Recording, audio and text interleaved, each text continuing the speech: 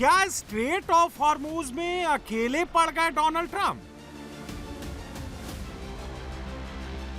जंग के बीच क्या नाटो ने ट्रंप का छोड़ दिया साथ? Well, I'm disappointed in NATO that we spend trillions of dollars on NATO. Hormuz strait और खार्ग आइलैंड में अब क्या करेंगे Trump? Certainly a place that people are talking about, but I can't say yeah.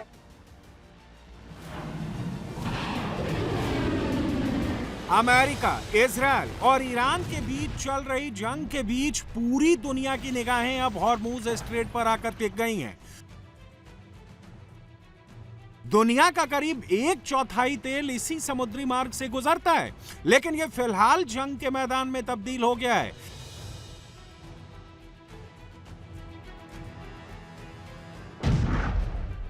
समंदर में crude oil से भरे tanker ships को निशाना बनाया जा रहा है।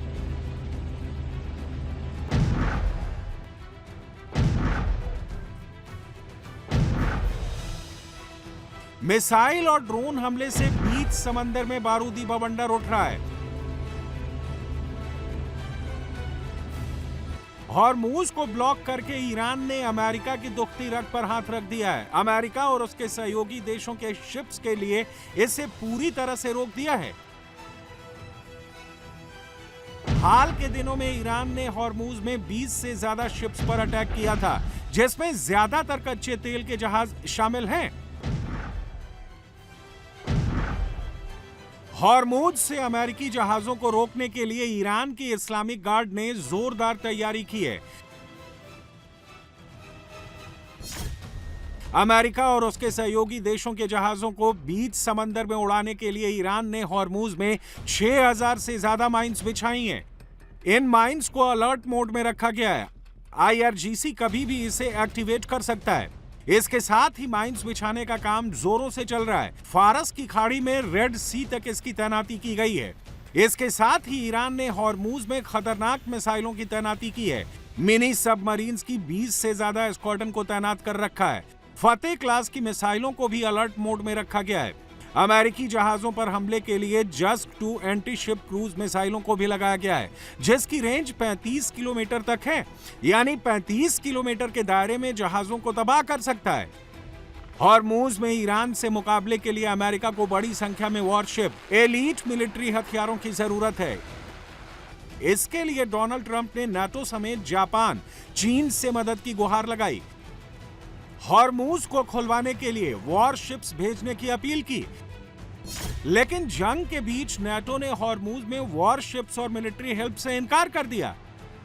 लड़ाई में शामिल होने से मना करने के बाद अमेरिकी राष्ट्रपति डोनाल्ड ट्रंप ने नाटो पर तीखा प्रहार किया।